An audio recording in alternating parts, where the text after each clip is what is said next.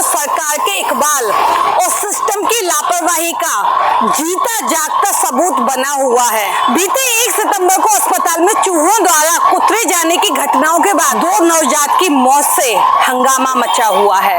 मृतकों के परिजनों और आदिवासी संगठन जयस ने अस्पताल प्रबंधन पर गंभीर लापरवाही का आरोप लगाते हुए जिम्मेदारों पर एफआईआर दर्ज कराने की मांग की है। कर्मचारियों का निलंबन किया गया है, उनका इस विषय में कोई लेना देना नहीं था।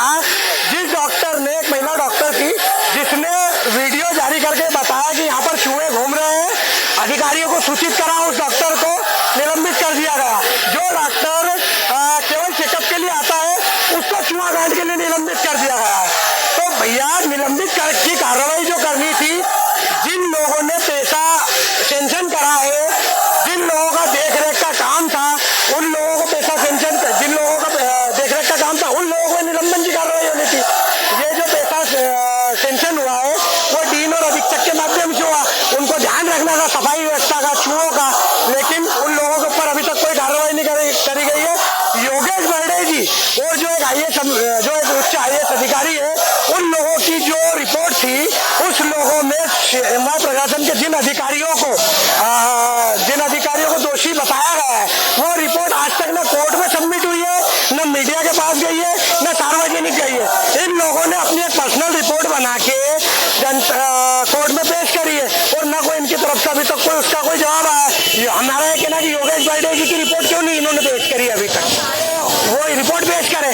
और अगर माननीय न्यायालय ने आज भी कहा है कि दोषियों पर FIR क्यों नहीं की गई है, हम भी यही कह रहे हैं कि दोषियों पर अभी तक FIR क्यों नहीं की गई है, क्या कारण है, क्यों मीठा है इतना कि दोषियों पर FIR नहीं की गई है। कंपनी के ऊपर FIR होनी चाहिए थी, अधीक्षक, डीन और जो जितने भी कर्मचारी थे जो इससे संबंधित थे, उन पर कार्रवाई होनी चाहिए थी, अभी तक क्यों नहीं हुई है। बस यही कारण है। हमको भगाने के लिए इन लोगों ने क्या करा, इमरजेंसी वार्ड वहाँ है, जानबूझ के यहाँ पर एम्बुलेंस लाके खड़ी कर दी है, जिसमें एम्बुलेंस में न मरीज के परिजन है, अंदर से मरीज को लाके घुमा के उस दरवाजे से छोड़ दिया वापस। ये काम कर रहे हैं ये लोग। मेरा नाम राकेश भावर है, और हम लोगों ने 3 दिन से रास्ता छोड़ रखा है मरीजों के लिए। 3 दिन से लोग जा रहे हैं, हम लोग एक साइड से बैठे हुए हैं। ये 3 दिन से धमकी दे रहे हैं हमको कि हमारे कर्मचारी आके रोड पे प्रदर्शन करेंगे। आप काम नहीं करने का प्रदर्शन करोगे, आप लोगों को काम नहीं करना है। डेली 5 से 10 लोग हमसे मिलने आते हैं, भैया हमारा इलाज नहीं हो रहा, हमारा ऐसा हो रहा है। और आप आइए, अगर इन लोगों ने 3 दिन कार्रवाई करी है ना, आप आइए मेरे साथ, आइए आइए आइए आप।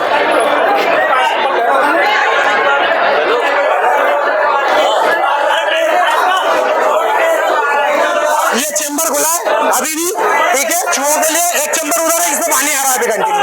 आइए, एक चेंबर और है उधर, आइए आइए आइए आइए आइए। आज एमवाई में इमरजेंसी का ये भी बताइए, कितने पेशेंट है एमवाई के आज? देखिए आप इतना काम कर रही है, इतना तो बच्चे मरते नहीं अगर ये लोग इतना काम करते तो। हाँ, खाली नहीं। आइए आइए, 1 मिनट आइए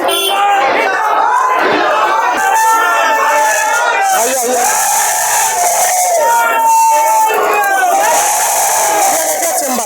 ये पानी आ रहा है इसके अंदर, दिख रहा है एक चेंबर। अगर ये कार्रवाई करी है इन्होंने तो क्या करी है इतने दिन में।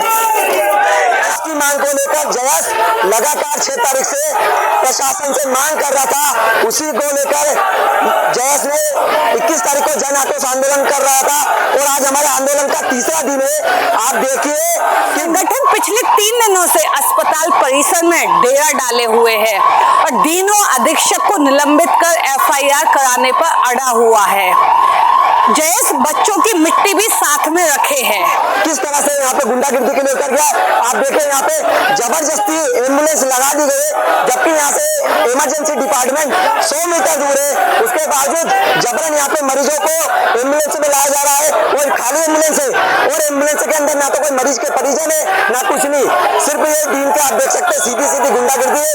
हम इस गुंडागिर्दी को नहीं चलेंगे, और हम आखिरी सांस तक लड़ेंगे जब तक कि मासूम बच्चों को न्याय नहीं मिल जाता। लगातार हमारा प्रदर्शन जारी रहेगा। इस बीच मंगलवार को मेडिकल टीचर्स एसोसिएशन और नर्सिंग एसोसिएशन भी मैदान में उतर आए। उन्होंने जयस कार्यकर्ताओं को अस्पताल परिसर से हटाने की मांग की। एसोसिएशन कहना है कि आंदोलन से अस्पताल की शांति भंग हो रही है और मरीजों, डॉक्टरों के आने जाने का रास्ता बाधित हो रहा है। जो घटना घटित इसके लिए हम भी व्यतीत हैं और हम लोगों ने भी सबने यही कहा है कि वो घटना हुई वो दुर्भाग्यपूर्ण थी, लेकिन उस घटना को संज्ञान में लेके माननीय न्यायालय ने कमेटी बना दी, उस पर विचार चल रहा है और जो भी न्यायालय का आदेश होगा हम उसका पालन करेंगे। लेकिन इस प्रकार के कुछ कथाकथित लोगों की दबाव में आकर अगर शासन हमारे किसी कर्मचारी, किसी डॉक्टर, पैरामेडिकल या नर्सेज पे कार्रवाई करता है, हम बिना किसी अल्टीमेटम के काम बंद कर देंगे। अगर हमने कार्रवाई सहन की है और हमें न्यायालय पर पूरा भरोसा है, अगर न्यायालय भी दबाव डालकर इस प्रकार के अगर कोई काम करता है शासन, तो हम बिल्कुल काम बंद कर देंगे और कल हड़ताल पे बैठ जाएंगे, फिर आमने सामने की लड़ाई होगी जैसे सामने होगा। डॉक्टर्स ने चेतावनी दी कि अगर जयेश का विरोध यहाँ से नहीं हटा तो डॉक्टर्स भी प्रदर्शन करेंगे।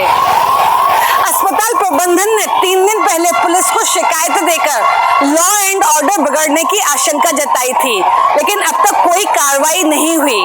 पुलिस और प्रशासन मूक दर्शक बने हुए हैं।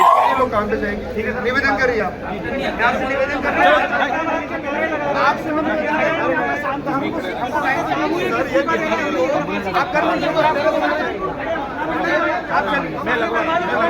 इंदौर इन दिनों गंभीर चुनौतियों से जूझ रहा है। राजनीतिक इच्छा शक्ति और जिम्मेदार अधिकारियों की उदासीनता हालात को और बिगाड़ रही है। आप हमारे पीछे तस्वीरों में देख सकते हैं, इस वीडियो के साथ तस्वीर भी चल रही है। आप देख सकते हैं किस तरह से आज मंगलवार सुबह से जयेश, डॉक्टर्स एसोसिएशन और पुलिस तीनों यहाँ आमने सामने हैं, लेकिन पुलिस की कोई कार्रवाई दिख नहीं रही है। जयेश लगातार डीनो अधीक्षक को हटाने की मांग कर रहा है। 3 दिन से यहीं पे डेरा डाले हुए हैं और आज डॉक्टर्स भी मैदान में उतर आए। बने रहिए इंदौर वार्ता के साथ, पल पल की अपडेट हम आपको देते रहेंगे। नमस्कार।